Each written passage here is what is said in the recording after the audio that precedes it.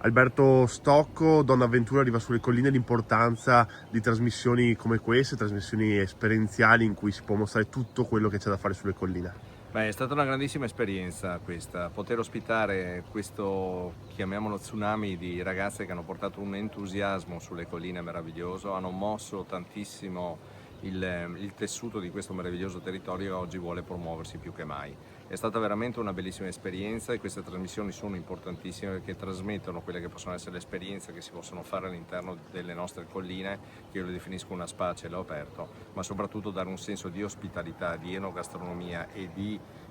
esperienze a 360 gradi. Sono state veramente molto brave, hanno per me toccato tutti quelli che sono gli argomenti importanti del nostro territorio e speriamo che questa cosa veramente possa portare tantissime nuove